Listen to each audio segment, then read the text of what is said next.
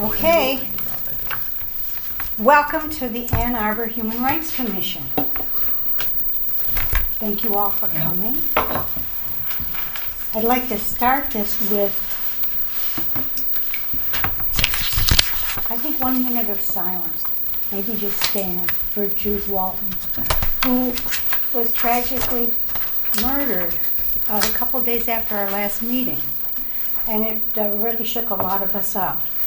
Jude worked with us on the trespass issues that we'll be talking about, the trespass policy. And I think she probably touched everybody she knew. I mean, she was amazing. And let's just take a minute and remember her and honor her and be saddened.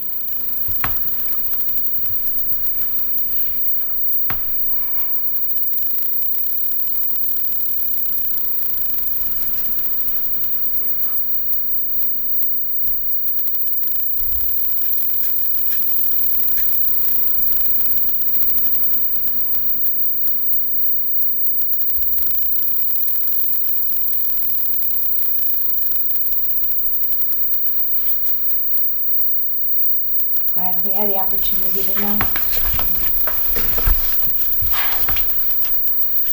We start with roll call. Make sure we have a quorum. This meeting will be broadcast live on CTN Cable 16, ATT Channel 99, and online at a2gov.org. Watch CTN. Commissioner Cass is absent. Commissioner Meadows, absent. Vice Chair Garber. Present. Here. Councilmember Song. Here. Councilmember, Ghazi Edwin. Here. Commissioner Pezmeyer. Peitzmeyer here. Peitzmeyer, I'm sorry. Commissioner Bond. Here. Chair Stoneball. Here. Commissioner Cowan. Here. Commissioner Winkler. Here. Commissioner Silva. Here.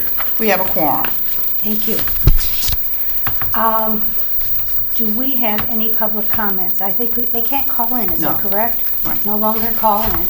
We've got a new room and that requires that you're here for public comment. Agenda. We need to pass the agenda. Do we have a motion? I make a motion that the agenda be approved. Seconded. All in favor? Aye. Thank you. Well, the first thing on our agenda is a great treat. William Hampton of the Ann Arbor NAACP, and he's going to talk to us about an upcoming event that is kind of exciting. William.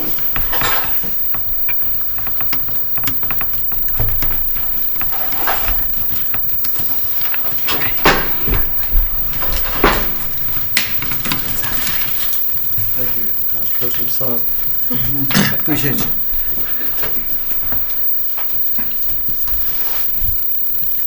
Hello, everybody. Good afternoon. Okay, first things first, I'd like to say that it's such a blessing for me to have Ms. Stanball, Ms. Winkler, and Councilperson Song as my friends. I met most of the rest of you tonight, and that's a blessing for me as well. Okay. Secondly, I want to say thank you for setting aside some time on your very busy agenda for me. I appreciate that. I am so excited about our up-and-coming Juneteenth celebration. I cannot believe it has been 29 consecutive years that we've been doing this. Wow. Can we say we are remaining in the process until success is attained? As you probably already know, this year's event is scheduled for June 17th at Wheeler Park. If you are interested, there's also a community unity walk that's scheduled prior to the celebration, and that's going to take place from Fuller Park to Wheeler Park. And for those of you who are unaware, the Ann Arbor branch of the NAACP is committed to celebrating our Juneteenth holiday at Wheeler Park. First of all, Councilperson Song, I appreciate the fact that you guys approved Juneteenth as a city holiday exactly 1 month before the United States government did so. So thank you so much. The reason why we celebrated Wheeler Park is because of Albert H. Wheeler. He was the first, and as of right now, he is the only African American mayor of the city of Ann Arbor, Michigan. His election, he was also a former president of the NAACP. His election as mayor involved razor-thin margins, one race by one vote. And I was here in Ann Arbor, and that was my one vote, just so you guys know that. It also involved a controversial new voting system, court battles, and a special redo election. Dr. Wheeler first made history in 1952. He made history by becoming the first tenured African-American professor at the University of Michigan. Ironically, Dr. Wheeler passed away on the exact same day. How many years? It was 16 years after Dr. Martin Luther King. He passed away April 4th, 1994, and that was a few months before our first NAACP celebration of Juneteenth at Wheeler Park. If you're interested, you can take a look at this year's celebration by visiting our website, and that's a2naacp.org. And since Leslie said I had 4 minutes plus time for questions, I'd like to just take a moment and share a few of my personal thoughts about Juneteenth. I have been celebrating Juneteenth since my birth. In fact, where I lived at in Texas, Juneteenth was more important for black folks than July 4th was. In fact, it was only 2.5 years short of 10 between the time that the Declaration of Independence was signed and the date of the Emancipation Proclamation. For me, I remain in this fight until all subsets of American citizens are totally free. As of right now, the journey has included several amendments to the United States Constitution, numerous civil rights acts, some Supreme Court decisions and reversals, Reconstruction, civil rights demonstrations, the March on Washington, the Black Lives Matter movement, and the deaths of countless individuals, both high profile and little known. In fact, Oh my goodness. this is a portrait of my uncle. Wow. He died before I was born. He was 17 years old. He was my dad's youngest sibling. And nobody was ever indicted, arrested, or anything in connection with his death. And I could still feel the hurt in my dad's voice every time he spoke of his baby brother. Although I never met him, this portrait remains in our house today. And every time I look at it, I think about all the injustices that happens in this world. We celebrate Juneteenth because it was and remains a part of our journey and also American history. For the first time in American history, we now have two holidays primarily set aside for people who look like me. And still there are people among us who believe strongly that America was much better off prior to people protesting, people pointing out atrocities and things of this sort. To this, I say, it was not too very long ago that women were being marginalized and women were being objectified even more than they are right now. This is one reason why, in addition to this commission, we also partner with the League of Women Voters, and they too are members of the NAACP. And just for the records, even though I lived in Texas for all of my childhood and the beginning part of my adulthood, I never saw a gathering of the KKK. Hi, welcome to our meeting. Thank you. But I witnessed two such gatherings within the boundaries of the city of Ann Arbor, and both of those gatherings were protected by the police and nobody was ever arrested for demonstrating at those rallies except for non-members of the KKK. Prejudice exists everywhere. Although the fight continues in pursuit of a more perfect union, I remain optimistic. And Leslie said I could say, thank you so much. If anybody has any questions, I'd be more than happy to do my best to answer those questions for you.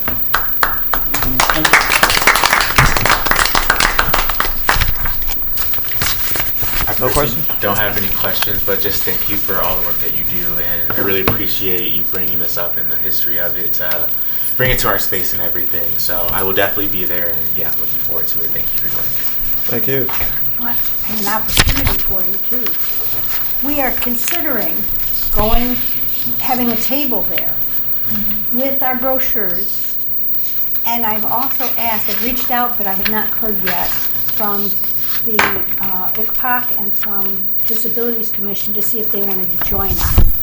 The problem with that is that somebody has to man the table or person the table, whatever you call it, and it's 6 hours. So we could use some help if we do that. Yeah. And I'd be glad to help for some of that time, so. it's a fun event. Yeah. I mean, I think we would really enjoy it, and it's kind of nice having something to do. The other thing we could do is also gather names for our email list. So, hey, I mean, and we get to meet people, outreach, let them know what we do. Could you send that out in the form of an email so we can all put it on our calendars and just sign up as well? I'd be eager to join in. Thank you. I'll do that. I think we've got I do have a question. Are there other things you want to tell us about what the NAACP is doing? I know that you have the annual student award program. Are you doing that again? Right, we are. There are people within the Arbor Public School system who are African Americans who've never been recognized for anything. So what we do on a yearly basis is we have what we call our Student Fund Dinner, and we honor all African American students who have maintained a 3.2 grade point average or higher, not for a lifetime, but for the most recent past year. And we get people who are developmentally impaired, we get kids with special needs, otherwise, who are so happy. Everybody seems to be happy. They include those on their resume. And we also have 2 scholarships that we give on a regular basis. Last year, those scholarship recipients were part of our virtual program. This year, we're asking them to join us at Fuller Park this year and recite their work that they've done for their essay for the scholarship. And this year's essay is entitled "Why Juneteenth is Important to America and Important to Me as Well." We also fight really hard for people who cannot afford legal representation. We're one of the few NAACPs that the whole committee is made up of lawyers or ex-lawyers. So we do get a lot of calls that we can't help, because if somebody's already represented by a lawyer, we cannot represent them. Okay? And people have to also remember that all of our NAACP workers are volunteers. We have no paid staff. So sometimes we're not able to get back with somebody as fast as they would like for us to get back to them. And for everybody who hears me in the listening audience, I wish we had more people that was advocating for somebody else as opposed to advocating for themselves. I mean, it's okay to advocate for yourself, but sometimes you got to say, William Hampton needs some help. I'm calling to see what can NAACP do for him. We are not dismissive of anybody. We return every call that we get, but we are volunteers. Great question. Thanks for answering. Even though you already knew the answer to it. I'm still wondering, are you having a lunch? What was it, a lunch or a breakfast with the students this year, or did Yeah, we do. We have it the second Sunday in each year in November. And the reason why we don't have it on the first Sunday, back when Ed Pierce was mayor of the city of Ann Arbor, you probably don't remember him. But, I remember some, yeah. all right. Ed Pierce was a medical doctor. Yeah. And he brought forth a resolution that approved the first Saturday in November as NAACP Day in Ann Arbor. The problem with that is when we had speakers from out of town and just getting to the hotel was tough on a football Saturday. So we passed a resolution approving Sunday as the day instead of Saturday. Okay, so you do it in the fall. Yeah, and we had, the last 2 years, even though one of them was virtual, but for the last 2 years, we had more recipients than ever before. Well, maybe you should put this commission on your email list for the next year. Well, there are two, there's one member of your commission and one city council representative here who get all of our emails. Okay. And I was operating on the premise that Okay. they It's were all right. sharing. Maybe it was because it was virtual that I, okay, Leslie, we're counting on you. So, okay. But before you leave, I Yes, just ma'am. want to find out what thoughts you might have about how the Human Rights Commission can work on issues that you see outstanding still, or any ways that we could partner. Well, we already partner with you guys. And occasionally there's something that's too big for both of us that involves the two of us. And we usually work together on those. It was not too very long ago that we did voter registration drives together. The problem with that is, in Ann Arbor, almost 94% of all voters all eligible voters already registered to vote. So now our campaign is voter education and working against voter suppression. And that's our concentration this year. That's a great question.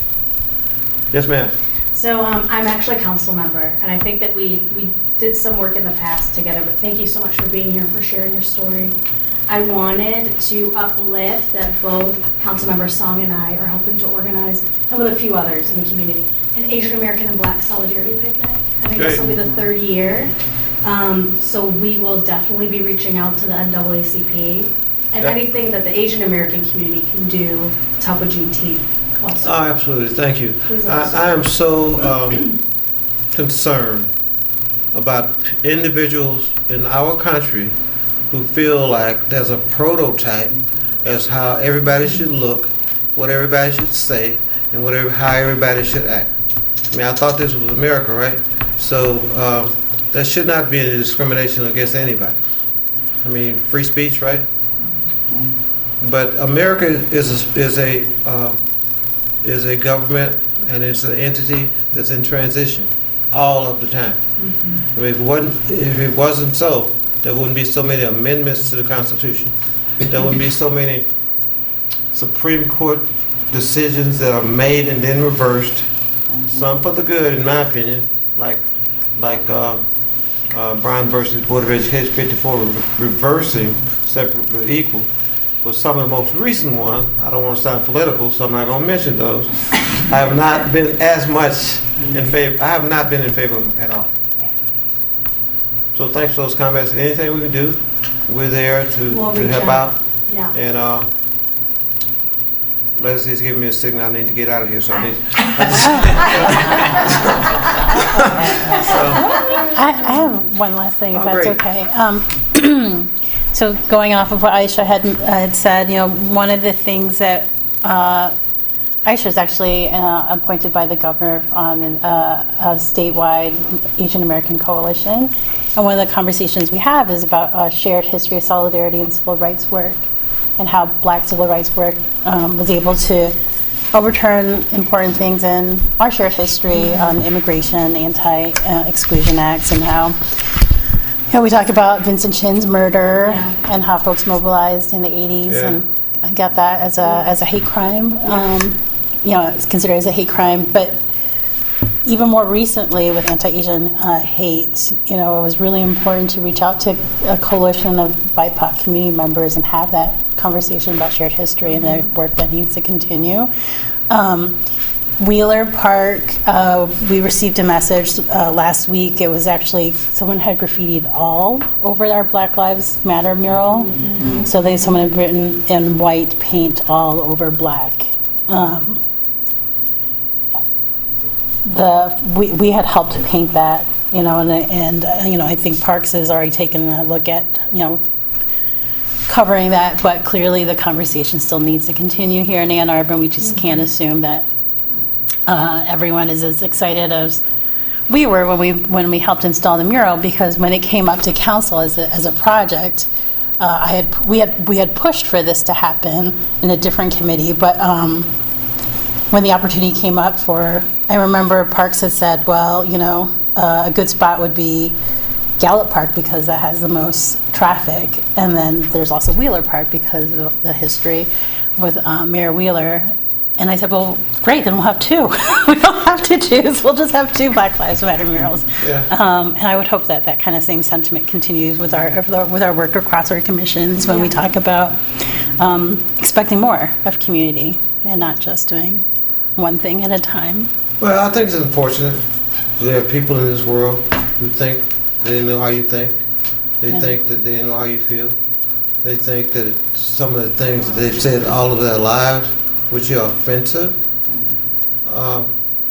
should not be changed because it's traditional, you know. And that type of thinking bothers me. But as long as a person is not dismissive of the way I feel, I'm willing to have a conversation with somebody who thinks differently from me. The problem is, most of the time, somebody who thinks too much different from me try to force their will, try to show me how to change the way I look at things, who don't think that all the things that happened to my ancestors and your ancestors were real. In fact, do you know Dr. Yamamoto? No, I don't. Dr. Yamamoto used to be the head of the special needs department Okay. in the public schools. And I was on the Skyline project with him. Okay. It was so revealing having conversations with him. And his dad was in World War II, and his dad was unfortunately detained on the only leave he got. It was a 5-day leave in this little town, and he was detained there for his whole 5 days, and then released just before his ship left, going back out to sea. And those kinds of things happen, and nobody ever knows about them. I mean, what are you going to say? They didn't say he was arrested. They said he was detained. You know, and it's pretty creative language, right? But people, it's hard being a person, and everything that you're going through, there's somebody who's going through something equally as bad, sometimes worse. And we need to do a better job of valuing and respecting differences. And we don't do it, in my opinion, we don't do as good a job of that as possible. I was told at the last conference that I was at for the NAACP that I need to preface what I say by saying, in my opinion, it is my belief that, as opposed to this is the way it is, you know. So I try to do that whenever I think about it. You know? But that is my opinion. So thank you so much. Thank you. Yes. so I much. appreciate all the work that you guys do. Think about the people right now who are sitting at home with their families. You guys are out here doing work, so thank y'all. Thank you. Thanks Thank you. for being here, and the way you do. Leslie, in keeping with your orders, I'm leaving right away because you told me that I could not Wait, there's brownies. Then I would probably eat all of your brownies. I didn't, this was, I'm gluten free. There's gonna be more later. Leslie already told me I'm gluten free here. All right. So thank you. Thank you. Thank you. Thank you. Minutes, can we have a motion to approve the minutes? I'll move to approve them. Second. Discussion? Unfortunately, I have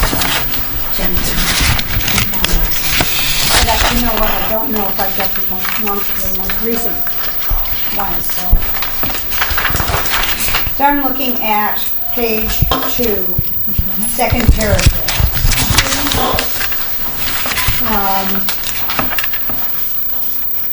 says, the third sentence ends with, there is a presentation, no, fourth sentence. Part of the presentation and graphics are done. Is that what you said? And I'm going to change it to, some part of the presentation has been drafted, and the graphics Thanks to who? Yvonne. Oh, to Yvonne. Oh, Huge thanks to Yvonne. Yes. Paragraph, I wanted to cross out one sentence. 1, 2, 3. The fourth part of the third, Page 3. starts at page 2, yes, page 3, on page 3. okay. Councilmember Edwin will reach out to the city's attorney's office to discuss policies and local government. I don't think that happened, actually.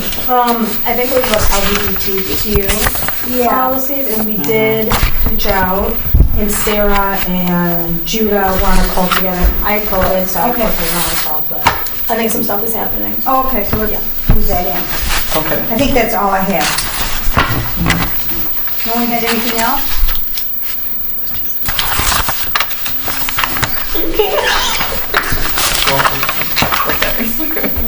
Okay. Done? Okay. Then, can we vote?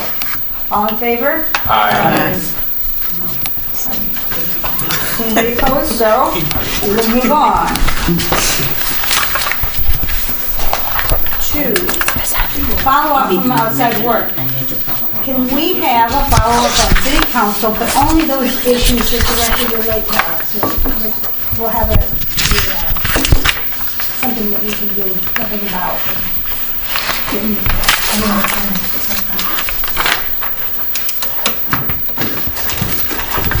Okay. City council. Oh, yes, okay. We were there. You were there. Yes. That's good. Just update. Oh, Yes. very brief. I get it, I'm getting it. I catch it up. I need to think for a second. I mean, there's a lot of relevant I mean, things. related to this commission, I mean, we talked about stormwater rates and dissolving another commission, the Brownfield Commission, so it's not really related to this. We're in the middle of budget season, so we've got budget amendments for this coming Monday. We're looking at rededicating marijuana revenue that's coming to the city. So last year when that first round of revenue came in from the state, we had committed to putting the money to like justice work, expungements, and then like a supportive connections who came through and presented to us. That was funded from marijuana tax revenue. And this go around, we're looking at a bunch of us submitted amendments today, and city staff are getting ready to put it out on the agenda for Friday. And we're hoping for folks to call in and voice their support and some of the ideas, which include dedicating money to eviction avoidance, youth programming, because a lot of local social service agencies are saying they haven't been able to get the same kind of funding that they had from the county in previous years. What else is there? Councilmember Cynthia Harrison wants trauma-based therapy, job counseling. So this is what happens when you elect folks who are like social workers and folks who've been on boards in different agencies around the city and the county. As well as money for Delanus, so homelessness too. Is there any possibility this commission can get about $100 so we can do things like get a table for NWC? Oh, I think there's actually money in the parks budget for nonprofit groups to apply for, like when we do street fairs for what is it, the African American Heritage Festival down in Carytown. This is for us to get out. Right. I think Right. the city organization though is a little We can different. do it. I think they have vendor tables available that you could use. We don't need the table, they have a fee. to pay for the fee? I mean, Probably. I mean, there Yeah. are a few things that we just can't do, like we run out of business cards, we can't, I mean, we have no money at all. We have- Right, So if right. we could get even $100 just to allow us to function, because Yeah. otherwise it comes out of our pocket. We can ask Yeah, where we that can might come out of, what Yeah. department that could come out of. You can ask. $100 ask is so much, we're trying to dedicate $1 million in marijuana revenue. So I feel like that's like really reasonable when we're like $250,000 for eviction avoidance. I think they would really laugh if we sent in that amendment. They're like, yes, we'll all, yeah. No, I think we'll all like pitch in ourselves. I think we'll be like, we'll get it done for HRC. But yeah, that's a conversation for this Monday. We're also recognizing Asian Pacific American Heritage Month on Monday. We're scrambling to finish that resolution. We're almost done. Yes, yes, I think it'll be good. And really, it's just budget. It's budget. It's been Yeah. kind of a Yeah. swarm of just nonstop meetings about the budget. Yeah. But one conversation that's come up, and we should mention here, is that in the midst of talking about justice work and how do we budget for justice work, has come reparations. Yes. And Councilmember Cynthia Harrison basically told us, I am the lead on this, and we were like, yes, please. Yeah. Please and thank you. Yeah. And also maybe sorry, only because it's a lot, it's a heavy lift, you know, and the things that we talked about is, if not in this budget cycle, other revenue that we're looking at coming to the city include, like opioid money will be coming from the state. The settlement, the opioid settlement money will be coming. It won't be on the same level as the marijuana tax revenue, but potentially that could be a place where we can pull money for like a reparations study. Yeah. And then forming a task force. The county has already started on this and is recruiting folks for their task force. But I think the conversation with us when it came to budgeting was we were talking about, we know there are instances within the city where in the past the city has bought property for Black residents and profited off of that Yeah. and not returned the profits to residents or former residents. And we haven't had like a truth and reconciliation discussion on redlining and Eminent domain. Yeah. Yeah. yeah. Which we've actually went and we found like minutes, I guess it would be minutes, where city council is saying like, we're gonna take this home from this person and this home from, I mean, it's dire.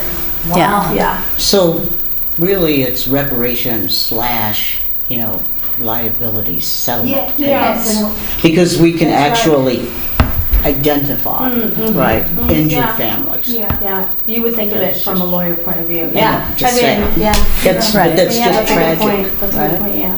It's tragic. So we looked at cities like Oakland, Berkeley, Evanston, and trying to look at the resolutions, look at how much the studies were, and then also kind of jump ahead to what the remedies could look like. And I've been looking at Columbus and how they've done economic development and diversifying the workforce, city contracts, and making sure that BIPOC folks have better consideration for contracts. So those aren't directly connected to reparations, but we're trying to be creative in how we think about remedies ahead of time, because there's no question that BIPOC small businesses could use additional support in the city, the ones that remain. So I don't know, we're learning, we're talking about this, we're trying to figure out where that conversation can move within committees, so HRC, Yeah. economic development. Yeah. Minimum income payments. Oh, that's actually, so the UBI program that I had budgeted for from federal relief money last year, that was a lot of money. I can't remember how much, I'm just blinking right now. But the RFP contract to actually get that program going was awarded to the Ford School, the Poverty Solutions Center, and they'll be administering it with a research project alongside it. That will be, we were going to vote for it on Monday, but we have so much on our agenda with the budget that it's coming up to vote in June. So the first week of June, it'll finally come up to vote because it's a sizable contract to U of M. And the Poverty Solutions Center is actually kicking in their own funding to administer it. But it's millions to U of M to get it going. And that's $500 a month for 2 years, 100 families. Yeah. Which is great. And we'll be the first city in the state to do this. So there's a lot of like equity focus Yeah. that we are bringing, Cynthia is bringing, and we're gonna keep thinking about reparations and where it can fit in, and just think more broadly about equity in general. Yeah, and there's nervousness. Well, I mean, There's yeah. nervousness, yeah, when we started having them. I mean, we're not nervous. I mean, We're it's, not nervous, we right. were helping with it, but, yeah. We just need to, I think, really think strategically, and it could be a place where HRC can maybe have some. Yeah, I think we'd be willing to help. But we're gonna let this budget season kind of settle, Sure. and the dust settle, and then, Yeah. talk internally some more. oh, your parks. Your, Oh yeah, I am, so, Bicentennial Park was proposed by the city administrator, which is kind of this rebranding of, it was gonna be Fuller Park. And they were gonna put a big splash pad and all these amenities, and, I represent Ward 3, which is like the most socioeconomically, racially, ethnically diverse side of town. And I just started thinking about it more, and, on that side of town in Fuller, I mean, it's pretty great, like, as a water slide. Like, it's not like it's in disrepair. But on our side of town, we have your park, Judah, you're on our side of town, you're a constituent, which is in disrepair. And I started thinking more about just equity, what is our goal for the bicentennial? It's about really reducing harm to populations we've historically disenfranchised. So we have to do that with like the East Catherine Street project and housing. We have to do it with parks. We have to do it in all different kind of ways. And so I went to city staff and I was like, listen, we have 8 of the 13 Title I schools on our side of town. We're super diverse. Like, let's make this in Ward 3. So they are, well, the amendment is to move that park to Southeast Area Park, which, if that happened, would, I think, bring a lot more people to like patronize the area, hopefully economic development, and most importantly, the kids that live in some of the voucher communities nearby and are going to like High Cone or the CAN organization will look at the south side and be like, we have that awesome park. Because I grew up on the north side, and like, it's you want to have pride in the neighborhood in which you exist in, and you want to feel like your city cares about you. So I hope we do that. Great. Call and support it. If you want to, here's the man that's Good for you. Facial recognition. oh. I'll default Yeah. over to Lynn on that one. So I sent the last version of the language that we had from last year when Ariane was still here to Brandon, Leslie, Eden. So we just have to put fresh eyes to this and also work with the new city prosecutor and try to see. I feel like Ariane was campaigning and it was tough to take on a new issue, but the new city prosecutor seems pretty, she wants to be really active. She's working with Cynthia on secondary traffic offenses, so I think this is kind of in line, that just, it's connected. Yeah, so fresh eyes between us both, between all of us, and then I don't know if the entire committee wants to take a look at that draft, if that's helpful. But I don't know, Leslie, what your process is like. The draft Yeah. of the secondary. No, the facial recognition resolution, it was resolution and ordinance, so those two were, did you not receive the email? Okay. Yeah, you were on the email. Did you not receive I it? didn't see it. Oh, okay. Okay. I saw everyone, but I think that there would be an opportunity for us to all to sort of chime in. I would even ultimately, I'm unsure of the exact process with the new prosecutor. I would love for us to kind of all use this as an opportunity, or at least the folks who are interested, to develop, HRC-centered and focused language in terms of we all have an equity sort of mindset, and then sort of bringing it to either the smaller committee and then having that conversation, or at least interested folks could do that as well. Should we identify some interested folks to do the Sure, yeah, me and Brandon are looped in. I don't know who else is interested. I would like I'm to be part of it too. Yeah. Just you could send it to everybody and we just Okay. want to. So I say we can That's provide right. feedback. Absolutely. Okay. Yeah, I will say when it was originally drafted, there was nervousness within the city and with the former chief of police at the time on enforcement. if it was an ordinance versus a resolution. So, in the other cities in Massachusetts, they actually were able to pass it at the state legislature level, banning facial recognition. So I feel like at the very least at the city level, we can get this going. I mean, Massachusetts did it at the state legislature level, and before that, it was municipalities who advanced it. So Somerville and small towns did it first. It'd be a great precedent. I entirely agree. Yeah. Yeah, I can't have Somerville have one over us. You know, it's like, I we know, can do right? this, right? Come on. And years ago, like way before us, so it's 2023, they did this in 2018, 2019. We gotta get on it. Yeah, Terry's it. Yeah. I like to look at it, yeah. thanks. Complaints. Judah, how's the system going? It was off to a roaring start, as Linda and Brandon know. But, you know, so far, so good. Right. Yeah. So we've had source of income and discrimination complaints, and because they are all related to the same property, Brandon and I are handling them together. So, And source of income has been we've seen more of that, I think, in the last couple of months than we have, is that true? And that has to do with vouchers. And taking vouchers as money, because it doesn't hurt. It's the same as money, but people seem to discriminate against it. And the ordinance says you can't do that. I saw that case in the news, and they were saying like the landlord just straight up was like, yeah, we don't take vouchers. Do people not know about the non-discrimination ordinance? Or so there is a lawsuit that was filed, by the students at the Civil Rights Clinic at the law school. I have been in touch with Mike Steinberg because I was curious to know why they opted to go that route, private cause of action, instead of going through the Human Rights Commission. It came to them from fair housing.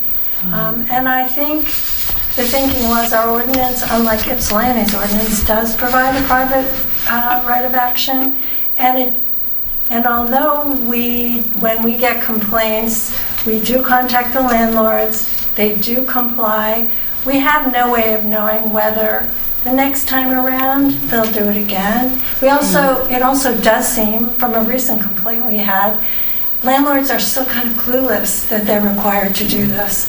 The last landlord I called thought I was crazy, that there couldn't possibly be a requirement that they accept these vouchers. And eventually the city attorney spoke to that landlord's lawyer and confirmed what I told them. So the good thing about this lawsuit is presumably it will get a lot of attention and put the other landlords on notice. I would be surprised if they don't settle. We'll see what happens if the landlord, this particular landlord and lawyer, choose to defend against it. Then it could. Hopefully, it won't make bad law. Hopefully, it will make good law in the end, and the ordinance will be upheld. That's my only fear. But we'll see what happens. Yeah.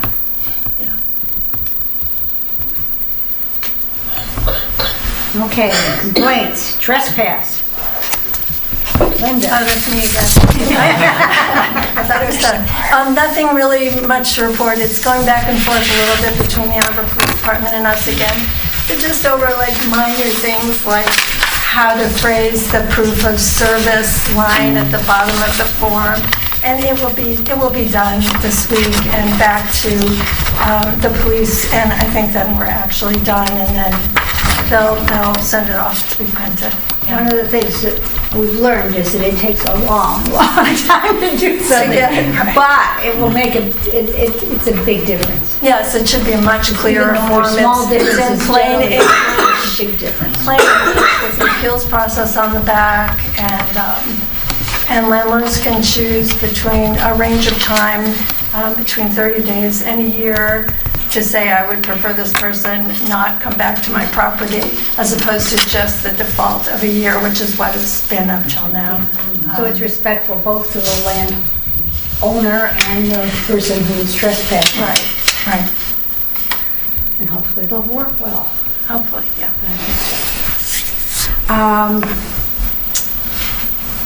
Sarah, identifying LGBT rights, human rights needs. Did you want to say anything about?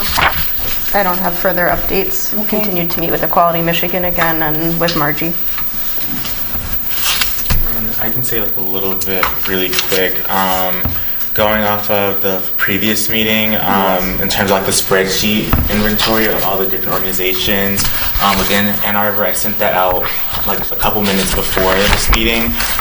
But hopefully you can all just like take a look at that when you have the time or when you have the chance. I basically broke it up into 4 different categories for Ann Arbor, Washtenaw County, the state excluding Washtenaw County, and then just national resources in general. I also thought this might be good to roll off of the general talk that we had about just general outreach of knowing what organizations are out there too. So I also added other categories or tabs at the bottom that will represent different aspects within the non-discrimination ordinance. So it has every aspect of that grouped into like health, race, and other categories and things. So we can hopefully add to this. So if we ever need to do outreach, then we can have all these organizations just ready to connect with or make sure that we are just aware that they're here in the city or beyond if we need additional resources or to connect for additional information. And it's broken up pretty simple. It's just the organization's names, their address if they have one, kind of like their mission statement or services that they provide or their purpose, and then social media contact information. And then I have like a little drop down to show if they like are on our listserv or not. That way we know, like, should we like reach out to them or can we just rely on the listserv to already stay in contact with them. But yeah, hopefully this is helpful. It's still like rough-ish, and I still have to finish the LGBTQ plus one, but yeah, hopefully that is helpful, and if people want to contribute to it, we should all have editing access to it as well to, make this as expansive as possible. Brandon is so great. That's great. So could it be on, we theoretically have a Google Drive. Yeah, I made it in the Google Sheets, so. Okay. And you'll tell us how to sit. Yeah. Thank you. That sounds great.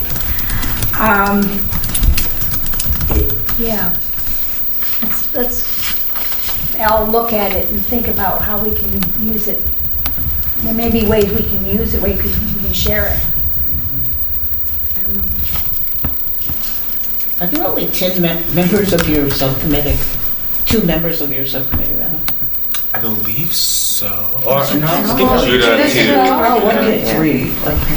Did you guys get a lot of work done? That's what we're here for. Okay, next steps on the ID.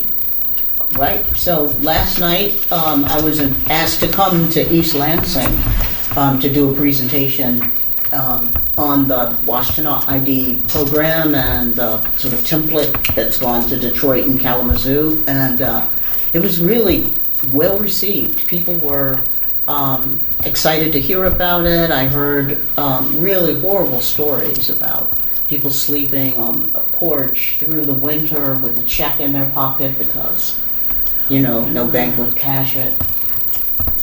Just awful.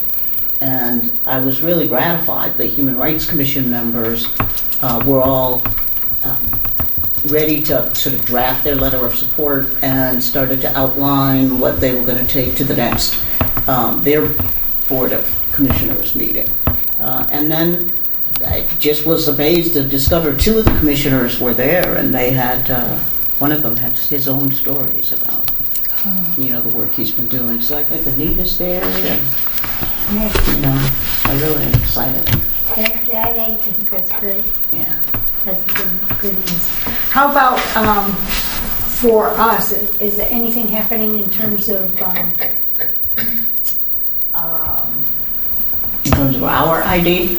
yes, and whether, and how we're gonna let people know who to Um, go to if they have Well, problems? fortunately, Aisha had the panel discussion, and that enabled me to reconnect with students that worked with the Human Rights Commission last year and did a report. Their report didn't get presented, but... Oh, that's right. Right, Yes. right. So they are excited. They want to do more work on the project. Oh, that's I'm super. excited. Oh, We- that's great. Yeah, because, this is a great opportunity if they're interested to get in and work, with East Lansing. They would be the experts, and I think it's phenomenal. Oh, that's very exciting. Glad you got connected to them. Me too. Me too. That's great. That's good. Okay.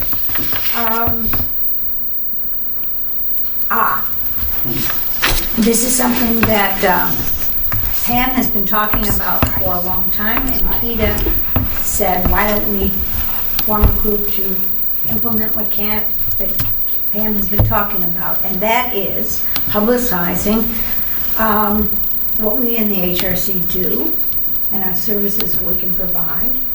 And you want to give them your talk on possibly CTN and... Sure, so we are,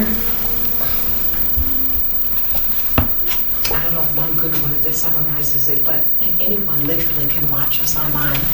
And many friends of mine do because they comment that they've seen me on. And some of them jokingly refer to me as other things like the senator, the mayor. You all know I'm none of that, right?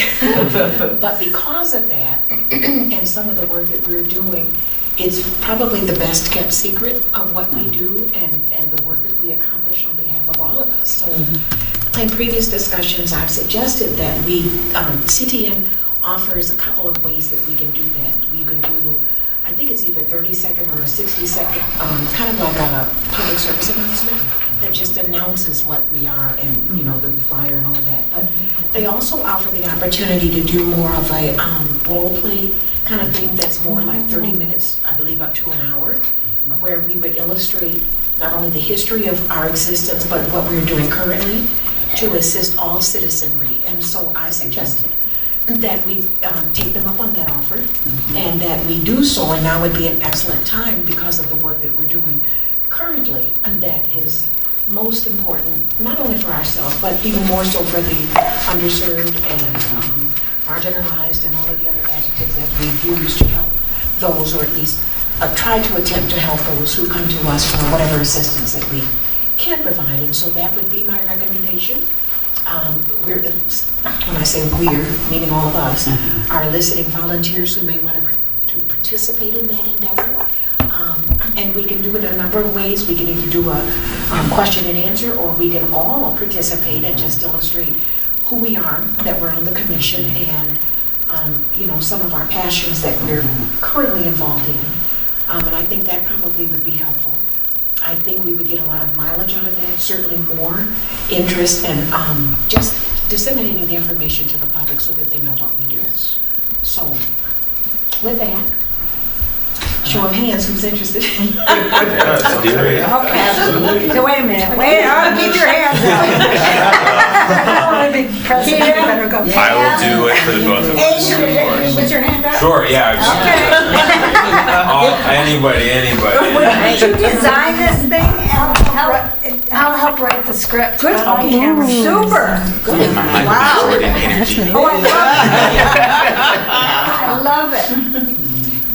Just do it. Tell them what we're doing. We have always done it, and probably even more so now, in the times in which we're living, doing even more important work, because we see so much that is happening, and it doesn't appear to be going away anytime soon.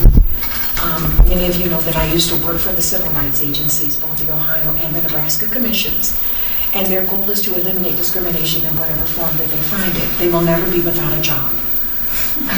So neither will we.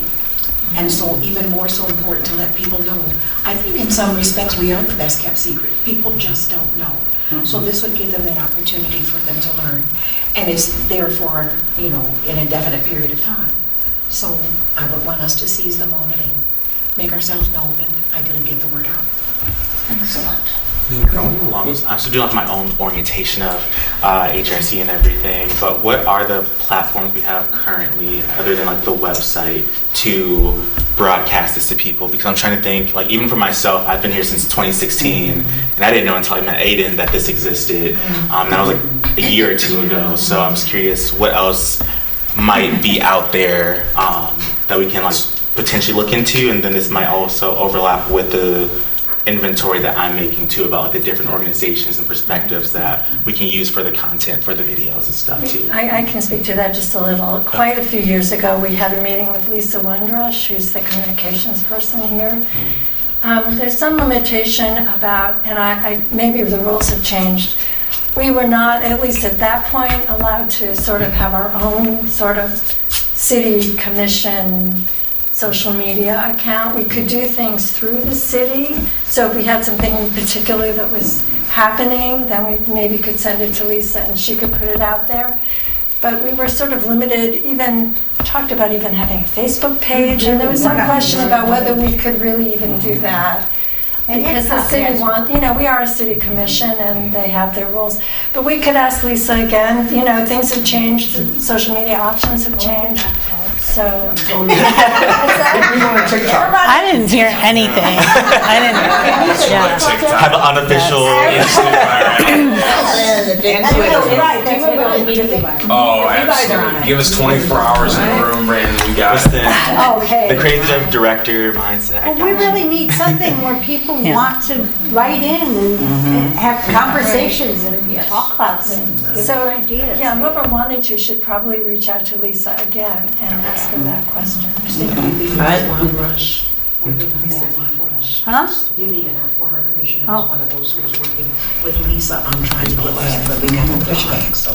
Yeah. I would think if HPOC has one now. You're ready. I don't know that they got it blessed, but I was told they had one. They have a Twitter and a Facebook. They have a Twitter. Okay, well then there's If they're on precedent. Twitter, then There should be, yeah. I don't know if we there- want to be on. There might even be more. Those are the two I'm intimately aware of. All right.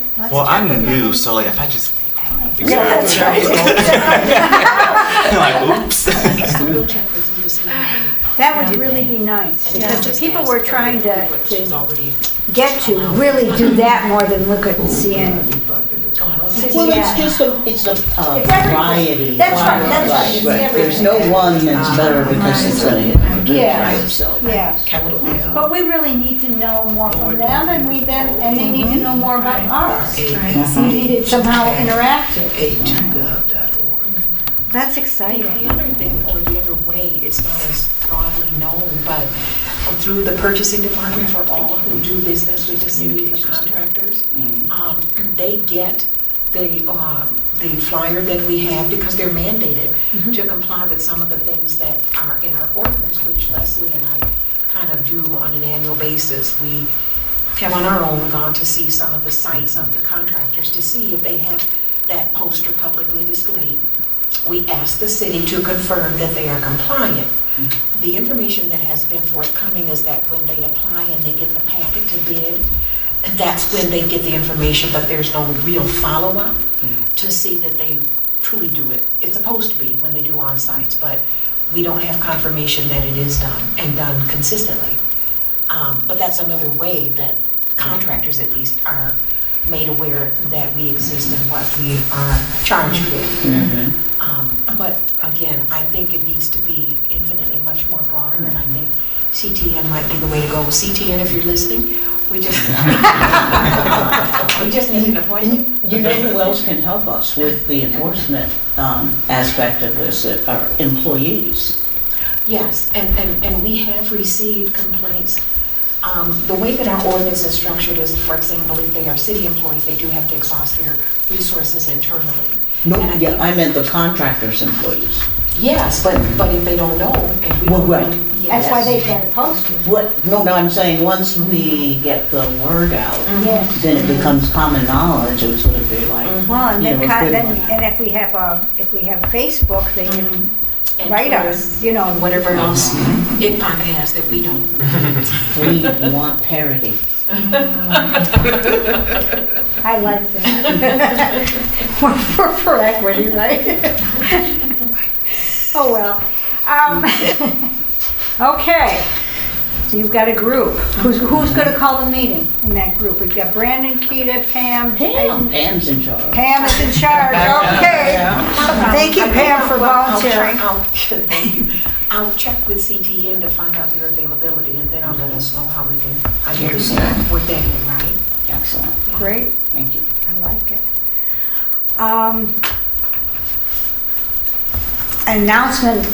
One announcement is that we have just, you know, people re-up in May of every 3 years. This is good noticing. And Diana has just gotten a new job. She got a promotion, and so she's now swamped. So she did not re-up, so we have it opening. And we know we're going to lose somebody soon. And I just want you to know that the request for applications to fill your job just went out. Is that true? Yes, Friday afternoon. I did try to get it out sooner. I was given the impression it was coming out, but it didn't get out. So, and we IPOC and disability will have an opportunity to, some of us, I don't know how it will work, but we will try to interview the person who Yes, I will mentioned apply that for this to job. Yeah. the city administrator's office. Yeah. But we are going to have a gap, obviously, because you're leaving on the 21st? 24th. 24th. 24th. Dark day. We are going to miss you. We're excited you're leaving. Like, this is great. Not too dark a day. Oh, that's right. Yeah, actually, you're probably moving to a better... We'll talk about that later. However, I just want you to know that for probably a month, we're going to have things kind of rocky. We've got this great process for complaints, and for a month at least, everything's going to be rocky for a while without somebody. I assume Jonathan will put somebody in its place. I did ask if it was going to be filled, and he assured me it'll be all right. So, we'll see. But just, you know, Transitions are difficult. yeah, transitions are difficult. We'll try to make it as easy as possible. Know Your Rights presentation. I just wanted to bring it to your attention because I sent it around and I didn't get any feedback at all. The presentation that I sent you, which was mainly some, PowerPoint and with very lovely graphics that Brandon helped us with, and it was sort of an outline for a 15-minute presentation. What I don't know and what I need input from is what kinds of things. If you're a student in the University of Michigan, this is the potentially beginning of that presentation. Or if you're anybody else, there are lots of groups who at various points in time have asked for a Know Your Rights kind of presentation. What kinds of things do you think ought to be put into that? Now, what I did is, it's only 8 slides, and obviously you talk around them a lot, and I put some note cards so you can see the kinds of things that might be in them. But things that you think really would be of interest to our audiences. What I'd like to have is some kind of a template so when it happens, we can respond quickly. And right now, we can't respond very quickly. So you want this should be for all audiences then? Did you say students or all audiences? No, for all audiences. Okay. Students are the first ones that I'm expecting. But you want it to be something that's can be used for. Yeah, Okay. yeah. And think about the kinds of questions that they're going to want answered, the kinds of things that should be said in 15 minutes, or, you know, if we have more time, what other things? And your notes below are what the speaker would be saying about It's not a slides. script, it's kind of No, just but the kind those of stuff points- that can go okay. into that place. Okay. Just send it back to me, but I do think we need something like that. If you think the graphics are appropriate, please say so. If you don't, let me know. But I like it. Could we include like tips on, like make sure you keep good records, or when Oh, that's an idea. I mean, like when this happens to you, it's often pretty traumatic, and you're not. Like a literacy training in a way, like Yeah. tips and just that makes Because sense. I think maybe it's a barrier to, like, so once you're aware that this group exists, what the ordinance covers, at what point do you approach, like how do you know that submitting a complaint is, like what kind of actions would follow that, and then what kind of information do we need?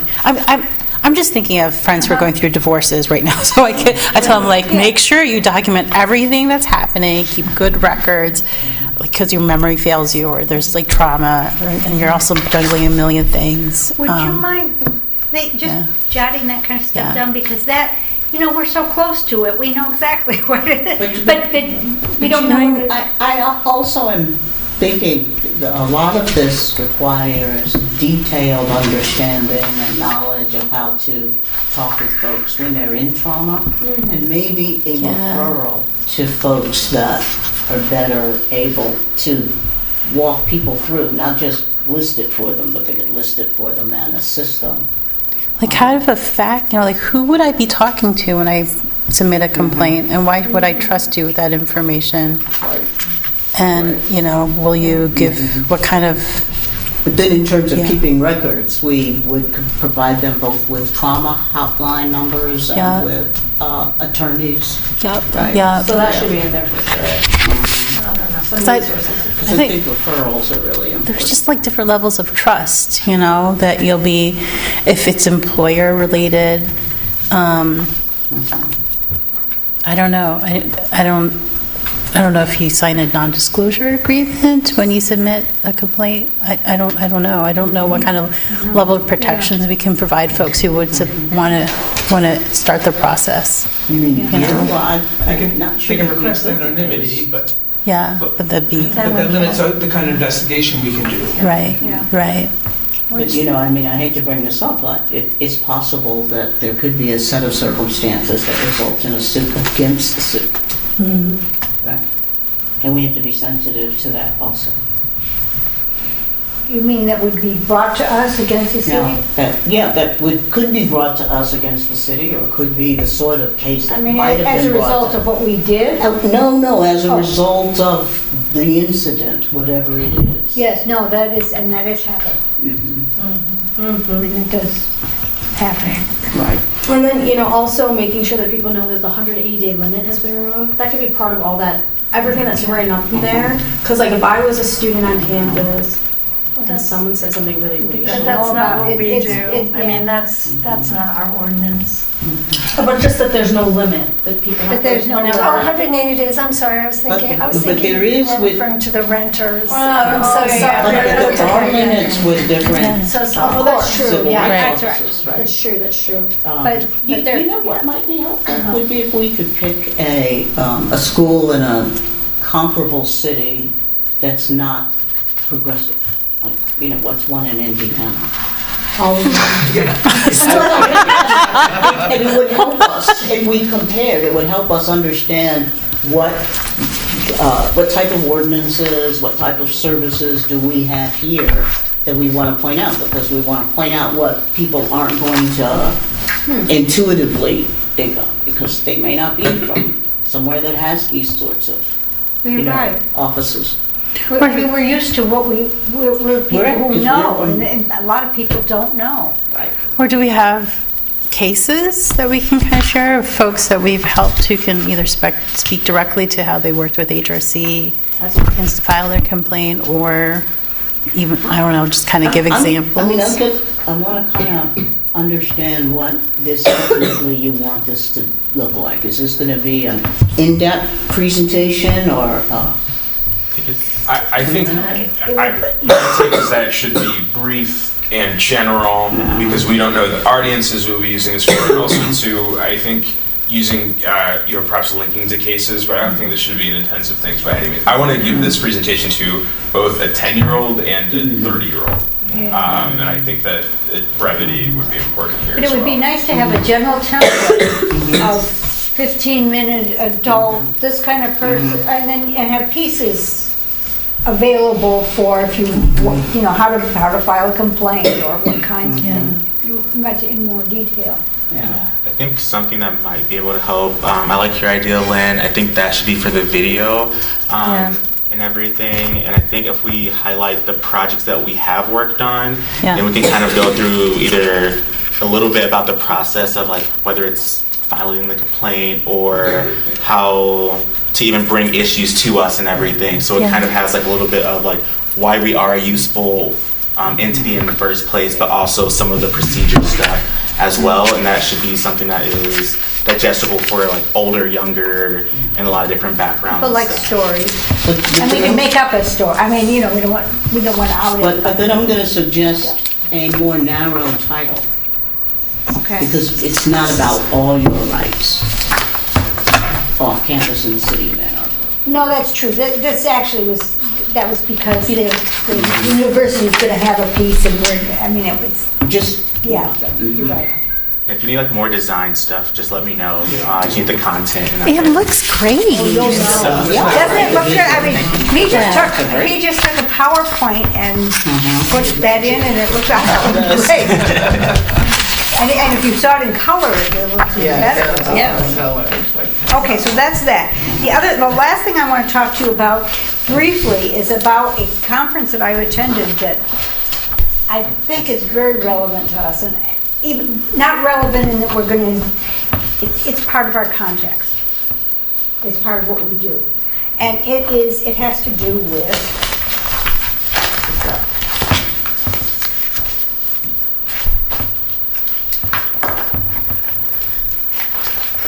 Community violence in the Haitian team. They had a big summit on last Monday. 2 weeks ago. Yeah, last week. Last week. There were I'll bet there were 150 people there. And there were people from, it's all Washtenaw County, although there were some people from Detroit and from Flint.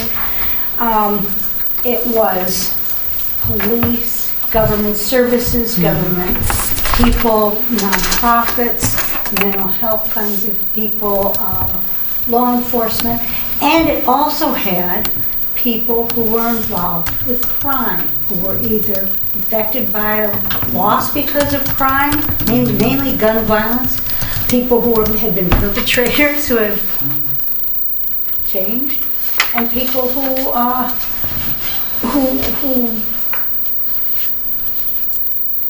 missed.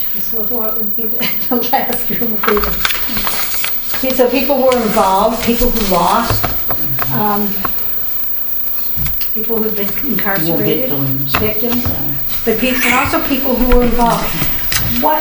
This is a different way of looking at crime in a lot of ways. This is all based on Thomas Abt. Thank you, Thomas Abt, who wrote a book called Bleeding Out. And we've been looking at it in ALPAC, which I attend, which is it's police and activists working together in southeastern Michigan to talk about crime and enforcement. And we've been dealing with it there, and they dealt with it here as well. He's got a sense. First of all, he mentions that in terms of gun violence, 70% of the gun violence that we're seeing in this country has to do with suicide, which is, scary.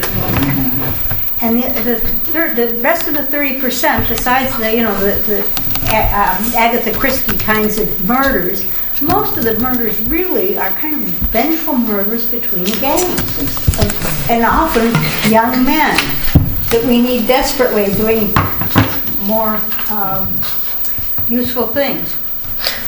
So you've got violence that tends to be focused in a certain part of your city, of a place, and tends to be the same people who are sort of, killing one another, or collateral killings. But so that it's a kind of crime that is more manageable because it's defined in a way that's less fraught. We're not getting rid of all guns. They're not even talking about the gun problem.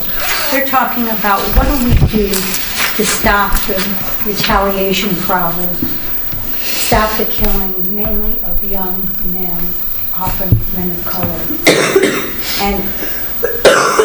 And when you start thinking about it that way, you start coming up with other kinds of issues, other kinds of things that you might not do. So you want to target your intervention. This conference, this group, this community violence intervention team, formed after 4 young men were killed in Ypsilanti in 2021. And they've been working, and they came out with 14 points, things that we could do. The conference didn't talk as much about the 14 points, but I gave them to you because I think they're going to be working on them more. But I think there are things maybe that we can help with. We should know the context. We should know that there are a lot of people who are working on this now, and it will change, could change the way we look at things. Human Rights Commission can do some things, perhaps, that would be advantage. But I think we ought to think about this is part of the context in which we're working.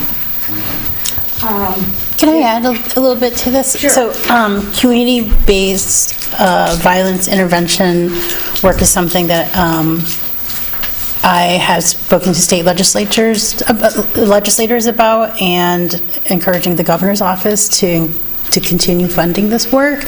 So right now, as appropriations are coming through, the governor had included in supplemental spending $8 million for community grants.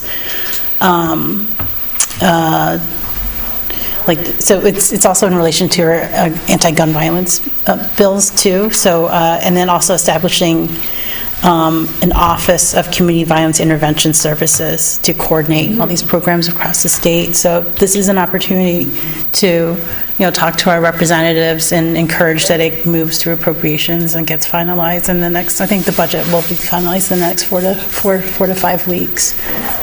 Yeah, and also I'll send a really good study on gun violence and its impact on mostly BIPOC communities. Gosh, I'm sorry, I have so many things open. It's the Racial Equity Framework for Gun Violence Prevention from the DC Justice Lab. And it talks about, it's pretty long, but it's really, really, really good. And it talks about how, let's see, I think one of the alarming statistics is that Black men are stopped by police, arrested, denied bail, convicted, and are wrongfully convicted, and issued long sentences at higher rates than white counterparts. As a result, nearly half of all Black men will be arrested before the age of 23. Yes. Wild stat. Yes. Yeah. Yes. So I'll send this study to. This is kind of in some ways it's a follow-on to the crew report that we dealt with before. I mean, it's all interrelated. Yeah. We're not mandated to deal with violence a lot, but we have in the past, and the trespass thing is part of that. The fact that we were the ones who spearheaded the Oversight Commission, development and implementation. Let's face it, if there's violence, then the conditions don't exist to sustain life, and that's got to be the or most... human rights. But I'm saying that's the most fundamental human right. That's right. That's right. So it is a context that's important to us. And I suggest you look at these 14 points. Keep it in mind, because anytime we can help, that's a good thing. So, let me see. We're done. Ha! We are done. Okay. Oh, what's that? Can you believe I did? We have, I think that's right. We have Commissioner Communications, and then we adjourn. Do we have Commissioner Communications from anybody? Well then. Can I add, I'm so sorry. That's okay. It's so speaking of the state budget, there's also 20 million in appropriations for food pantries. So if food is a human right, or access to food, this is something also I'd encourage folks to call state reps about and make sure it gets through appropriations, because our food pantries are really struggling with the cost of food, and then additional SNAP benefits that were from the pandemic ended last month. So it's food gatherers, everyone's really struggling with extra demand. But if this bill, if the appropriations for this 20 million that would go for the Food Bank Council of Michigan is the one really spearheading this effort. But we really need that 20 million to hit food pantries around the Could you state. just put that in a little paragraph and give it to Denise to give it to us so we can do something? Yes, let's all harass our state reps. Like, I know everyone wants to talk about roads and like fixing the roads, but we need to feed people. Yeah. All right, thank you. I can see that. When does this come up? Is there a time? It's already gone through subcommittees, but if I think it's going through like the final review right now. So, and then this is the time. Yeah, it's already gone through the subcommittees. But as far as you know, our state reps are behind us. Yeah, but I mean,